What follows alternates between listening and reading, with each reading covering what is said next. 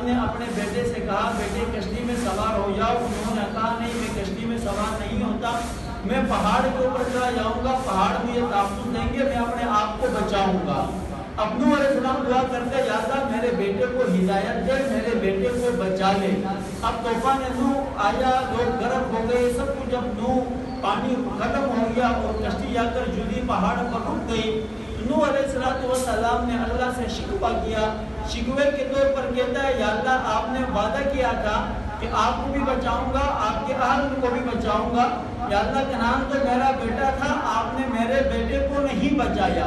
تو اللہ رب العزت نے فرمایا کہ وہ آپ کے اہل میں سے نہیں ہے, وہ آپ کے اولاد میں سے نہیں ہے, اس لیے کہ وہ نافرمان ہے, اس نے فرمانبرداری نہیں کی.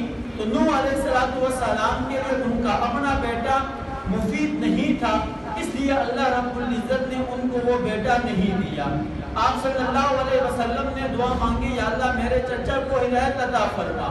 ابو طالب آپ صلی اللہ علیہ وسلم کے چچا ہیں اور آپ صلی اللہ علیہ وسلم کے معاون بھی تھے اور آپ صلی اللہ علیہ وسلم کے مددگار بھی تھے, آپ صلی اللہ علیہ وسلم کے غمگسار بھی تھے اور آپ صلی اللہ علیہ وسلم کو انہوں نے پرورش بھی کی تھی, آپ صلی اللہ علیہ وسلم کو انہوں نے پالا بھی تھا. جب وہ خود اپنی اقرار بھی کرتے تھے اے میرے بھتیجے آپ کا دین سچا ہے.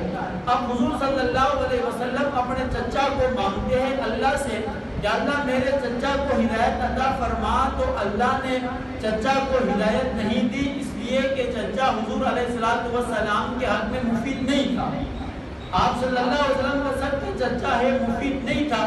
نبی نے جوڑی اٹھائی, نبی نے ہاتھ اٹھائے, اللہ نے ہاتھوں کو خالی لوٹا دیا اور اللہ نے فرمایا کہ یہ آپ کے حق میں مفید نہیں ہے. اسی طرح ابراہیم علیہ السلام نے اللہ سے دعا کی یا اللہ میرے باپ کو ہدایت